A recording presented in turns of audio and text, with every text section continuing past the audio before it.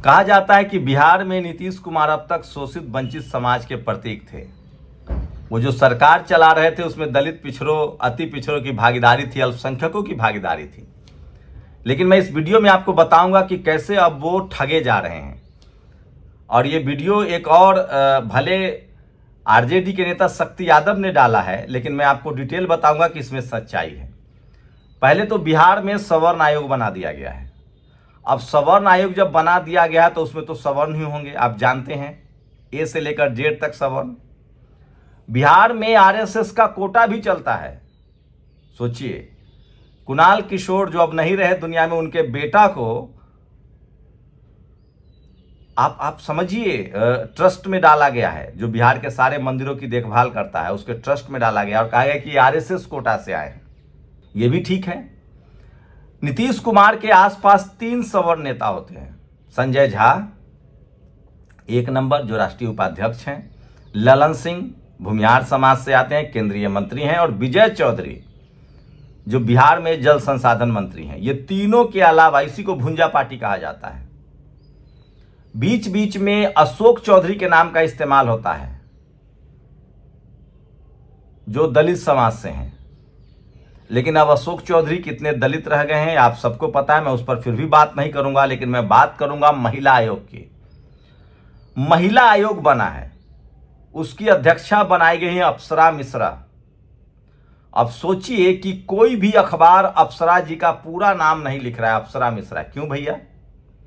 अप्सरा जी मिश्रा जी हैं तो लिखिए। ये चल रहा है शोषित वंचितों की सरकार। सोचिए, उन राज्यों में बीजेपी क्या करती होगी जिन राज्यों में कोई नीतीश कुमार या कोई सम्राट चौधरी नहीं है। मुझे लगता है ये बात सम्राट चौधरी के संज्ञान में होना चाहिए, ये बात जनक जी के संज्ञान में होना चाहिए, तमाम दलित पिछड़े नेता जो बीजेपी में है उनके संज्ञान में होना चाहिए कि जब आपने सवर्ण आयोग बना दिया, उसमें क्या कोई पिछड़ा है क्या, दलित है क्या? आयोग ही सवर्ण समाज के लिए बना दिया।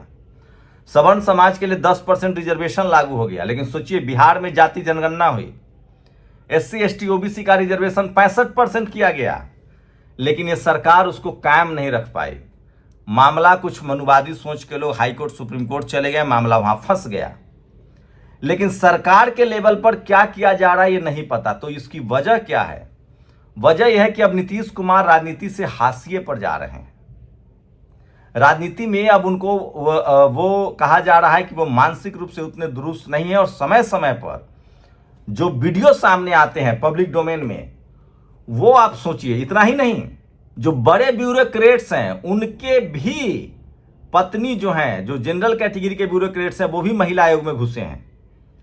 तो समझिए कि संजय झा हों या फिर सवर्ण ब्यूरोक्रेट्स हों, वही इस बिहार की राजनीति को चला रहे हैं, ये तो लगभग साफ हो गया है। लेकिन महिला आयोग में भी कोई SC ST OBC की महिला नहीं मिली आपको नीतीश कुमार जी पार्टी में, अप्सरा मिश्रा ही मिली। क्या सवर्ण समाज का वोट जेडीयू को बीजेपी गठबंधन के बगैर मिल सकता है?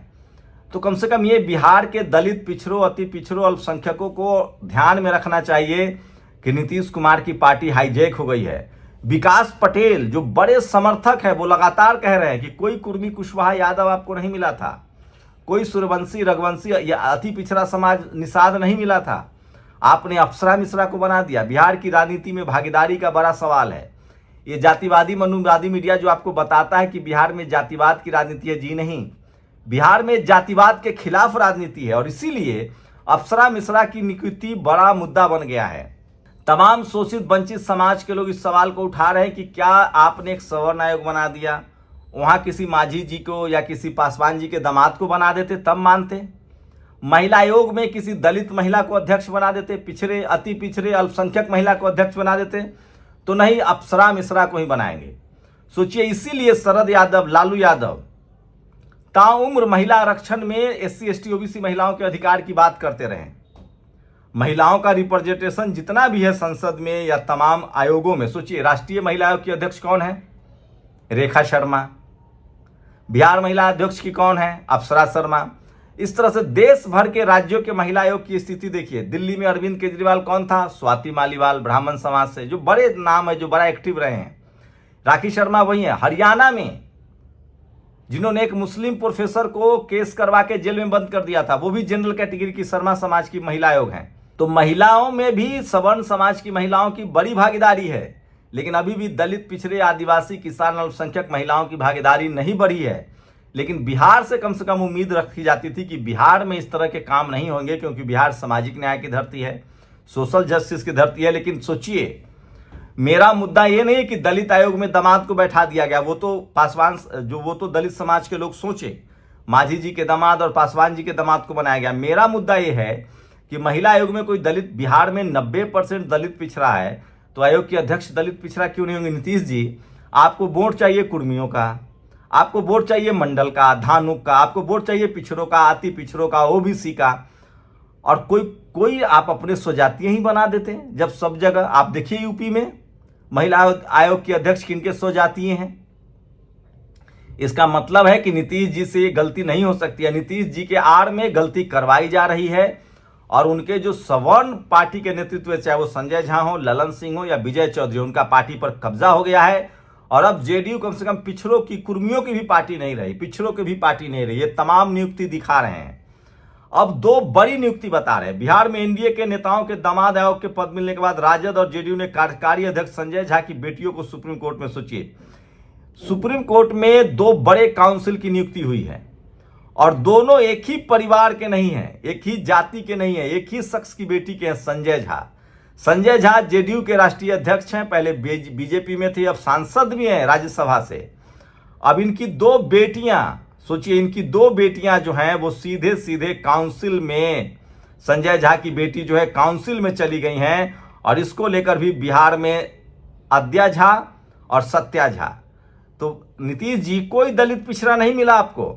इसका मतलब है कि ये सारी नियुक्ति नीतीश जी नहीं कर रहे हैं। अब उस बात पर मोहन, नीतीश जी सामाजिक न्याय के लोग रहे हैं, मंडल कमीशन के लोग रहे हैं, उनका बस चला तो पंचायत में भी रिजर्वेशन दिया। इसका मतलब है कि नीतीश कुमार की अब पार्टी में नहीं चल रही है, वो पूरी तरह से हाईजेक हो गए हैं, और बिहार में भी अब बीजेपी की सरकार है। लेकिन सवाल है कि बीजेपी में जो बीजेपी दम भरती है कि वो जाति जनगणना पर साथ थी, क्या सम्राट चौधरी को ये सब चीज़ नहीं दिख रहा है? क्या मंटू पटेल को ये सब चीज़ नहीं दिख रहा है, या ये वो लोग सिर्फ कठपुतली हैं? ये सबसे बड़ा सवाल है। बिहार में जिस तरह से जेडीयू के खाते में, सोचिए, अभी तो नीतीश कुमार मुख्यमंत्री हैं, सबसे ज्यादा उन पर आरोप लगेगा। बीजेपी के तो डिप्टी सीएम है, सम्राट चौधरी को तो फिर भी क्लीन चिट मिल सकती है, क्योंकि वो डिप्टी सीएम है। सवाल नीतीश कुमार से है। नीतीश कुमार जी, आप कम से कम जेडीयू की महिला को ही अध्यक्ष बनाना था, तो अप्सरा मिश्रा के अलावा कोई नहीं मिला आपको। सुप्रीम कोर्ट में काउंसिल बनाना था, तो संजय झा जी के बेटी के अलावा कोई नहीं मिला आपको। आपने एससी आयोग में पासवान जी के दामाद को रखा, मांझी जी के दामाद को रखा, वो तो समझ में आता है, वो तो पासवान समाज समझ लेगा, मांझी समाज समझ लेगा।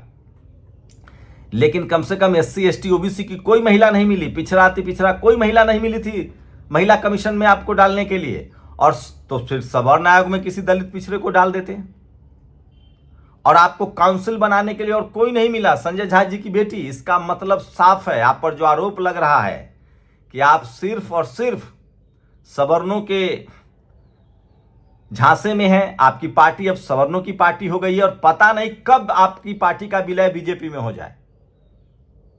जिस तरह से आपके फैसले दिख रहे हैं, जिस तरह से आपने सवर्ण समाज, सवर्ण आयोग बनाया है, जिस तरह से आपने अप्सरा मिश्रा जी को महिला आयोग का अध्यक्ष बनाया है, जिस तरह से आपने संजय झा जी की दोनों बेटी को सुप्रीम कोर्ट में काउंसिल बनवा दिया, इसका मतलब है कि जेडीयू अब पिछड़ों की पार्टी नहीं रही, अति पिछड़ों की पार्टी नहीं रही, यहां तक कि नीतीश जी की पार्टी नहीं रही, ये सवर्णों की पार्टी हो गई है।